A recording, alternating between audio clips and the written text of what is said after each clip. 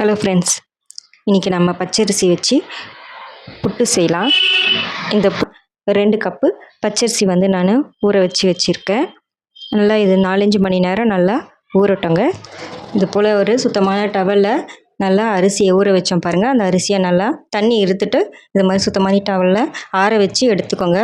ஒரு 10 நிமிஷம் நிழல்லையே ஆற வச்சாலே போதும். ஃபேன் காற்றுல ஆறினாலே போதும்.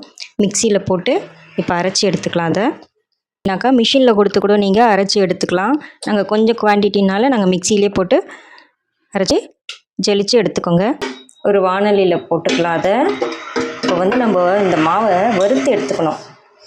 வேக வச்சும் எடுத்துக்கலாம், வறுத்தும் எடுத்துக்கலாம். ரெண்டுமே நல்லா தான் இருக்கும்.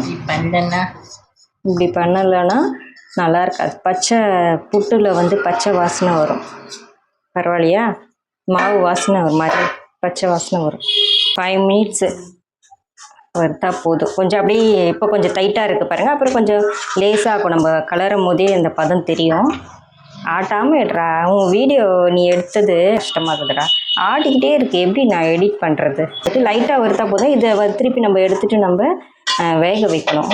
அதனால லைட்டாக வறுத்து எடுத்துட்டு போதும்னு நினைக்கிறேம்மா. கொஞ்சம் ஈரப்பதமாக இருந்துச்சு. இப்போ ஈரப்பதம் குறைஞ்சிச்சு. இருக்குது, அப்படியே ரொட்டேட் ஆகுது ஈரம் இல்லாமல். இந்த மாதிரி வந்த உடனே நம்ம ஆஃப் பண்ணிட வேண்டியது தான். வீடியோவையா? உப்பு கொஞ்சம் இதில் போட்டுக்கலாம். போட்டு கொஞ்சம் நல்லா கலந்து விட்டுக்கலாம். இது ரொம்பவும் மாவு வந்து நைஸாலாம் இருக்கக்கூடாதுங்க. கொஞ்சம் ரவையோட சின்னதாக இருக்கணும். அது மாதிரி அரைச்சி வச்சுருக்காங்க. அதில் வத்தோடனே கை பொறுக்கிற சூடு வந்த உடனே உப்பு போட்டு கலந்துட்டு ஏலக்காய் தூள் கொஞ்சம். இப்போது தண்ணி தெளித்து நம்ம இப்போ வந்து கிளறிக்கலாம். இதை தண்ணி கொஞ்சம் கொஞ்சமாக இது மாதிரி தான் தெளிக்கணுமே. தெளித்து கலந்து விடுங்க. ஒரு 4-5 வாட்டி அது மாதிரி கலந்து விட்டுட்டு இப்படி பிடிச்சி பார்க்கணும். பிடிச்சா அதை பாருங்கள், உதிர்த்து பாருங்கள். இது மாதிரி இருக்கக்கூடாது. பிடிச்சா நம்மளுக்கு அப்படியே பிடிப்பு அப்படியே நிற்கணும். அது மாதிரி இருந்தால் தான் அது வரைக்கும் நம்ம தண்ணி தெளித்து கட் பண்ணிக்கோங்க. மிக்ஸ் பண்ணிவிட்டு இது பாருங்கள். இப்படி பிடிச்சா அப்படியே நாமளாக உடைச்சாதான் அப்படியே உடையணும். அது மாதிரி வர வரைக்கும் நம்ம கொஞ்சம் கொஞ்சமாக தண்ணி போட்டு மிக்ஸ் பண்ணினே இருக்கணும். அது மாதிரி எனக்கு ஒரு 1/4 டம்ளர் தண்ணி வந்து தேவைப்பட்டது. கட்டிகள்லாம் இருந்தால் இது மாதிரி ஒரு கரண்டி வச்சு இது போல் உடைச்சி விட்டுக்கோங்க. இப்போ தான் புட்டு வந்து நல்லா சாஃப்டாக நல்லாயிருக்கும். முடியல ரொம்ப அதிகமாக கட்டியாக இருந்துச்சுன்னா ஜெலிச்சு எடுத்துக்கோங்க. ஜல்லடை வச்சு ஜெலிச்சு எடுத்துக்கோங்க. உருண்டையாக இருக்கிறதெல்லாம் மிக்சியில் போட்டு லைட்டாக பல்ஸில் வச்சு எடுத்துக்கோங்க. இட்லி குண்டா அப்படி இல்லைன்னா ஸ்டீமர் எதனா இருந்துச்சுன்னா அதையே வச்சுக்கோங்க. இல்லை புட்டு செய்வோம் பாருங்கள், புட்டு குழா அது இருந்தால் அதுவும் வச்சுக்கோங்க. நாங்கள் இன்றைக்கி இட்லி குண்டாண்டியே வச்சு வேக வச்சு எடுத்துக்கிறோம். இந்த இட்லி குண்டாவில் வந்து தண்ணி ஊற்றி தட்டு போட்டு சூடாகிட்டுருக்கு. தண்ணி சூடான பிறகு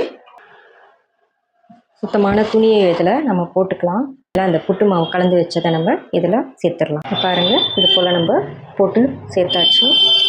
இதை வந்து நல்லா துணியிலே கவர் பண்ணிடலாம். கவர் பண்ணிவிட்டு தண்ணி வந்து உள்ளே விழக்கூடாது. அந்த அளவுக்கு கவர் பண்ணிவிட்டு க்ளோஸ் பண்ணி வச்சுக்கலாம். பாருங்கள், இது போல் கவர் பண்ணிவிட்டு அப்படியே க்ளோஸ் பண்ணி வச்சிடலாம். இது வந்து ஒரு 10 நிமிஷம் அப்படியே வேகட்டும். ரெடி ஆகிடுச்சான்னு பார்க்கலாம். ரெடி ஆகிடுச்சு பாருங்கள். ஓகே, தெரியுதுங்களா? இது மாதிரி பண்ணால் இப்படி ஆகணும். ரெடி ஆகிடுச்சு. ஆஃப் பண்ணிடலாம். இது பாருங்கள், ரெடி ஆகிடுச்சு சூப்பராக. இப்போ நம்மளுக்கு தேவையான தேங்காய், சர்க்கரை இல்லை நாட்டு சர்க்கரை, வெல்லம் இது மாதிரி நம்ம சேர்த்து சாப்பிட்லாம். இதோட கொஞ்சம் வெல்லம் சேர்த்துட்டு அதில் ஒரு 2 ஸ்பூன் தண்ணி சேர்த்தாலே போதும். வெல்லம் கரையிட்டோம். பாகுப்பதெல்லாம் இல்லைங்க, கரைஞ்சா போதும். வெல்லம் கரைஞ்ச உடனே காட்டுறேன். தேவையான அளவு தேங்காய் சேர்த்துக்கோங்க. தேங்காய் எவ்வளோ சேர்க்குறீங்களோ அவ்வளோக்கு எவ்வளோ டேஸ்ட் நல்லாவே இருக்கும். அவங்கவுங்க விருப்பம்தான். தேங்காய் பிடிக்காதவங்க சேர்க்காம ஒரு 2 ஸ்பூன் மட்டும் சேர்த்து. 1 முடி தேங்காய் சேர்த்துருக்குறேன் நான். நல்லா மிக்ஸ் பண்ணிக்கோங்க. எல்லாமே மிக்ஸ் பண்ணிவிட்டு இது கொஞ்சம் சர்க்கரை டேஸ்ட்டு வந்து ஒரு கொஞ்சம் கொஞ்சமாக எடுத்து 2 வகையாக பண்ணுறாங்க அம்மா.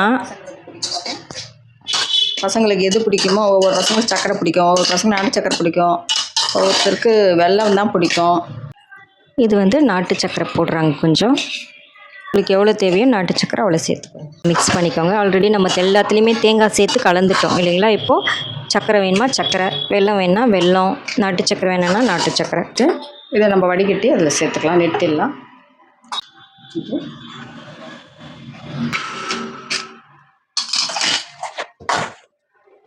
மிக்ஸ் பண்ணிக்கோங்க. இது ஒரு டேஸ்ட்டாக இருக்கும், ஆனால் ஆரோக்கியமானதும் இது. புழுங்கலரிசியில் செஞ்சால் அந்த கட்டி கூட வரவே வராது. புழுங்கலரிசி மாவு மிஷினில் கொடுத்து ஊற வச்சு அரைச்சி மிஷினில் கொடுத்து அரைச்சி நெய் கொஞ்சம் சேர்த்து மிக்ஸ் பண்ணிட்டா டேஸ்ட்டும் வாசனையும் கொஞ்சம் நல்லாயிருக்கும். குழந்தைங்களுக்கும் நல்லது. இந்த 3 வகையான புட்டு வந்து செஞ்சுருக்காங்க. பச்சரிசிலையும் செய்யலாம், புழுங்கலரிசிலையும் செய்யலாம். எல்லாமே டேஸ்ட் நல்லாவே இருக்கும், ஆரோக்கியமானதும் கூட. தேங்க்யூ ஃபார் வாட்சிங்.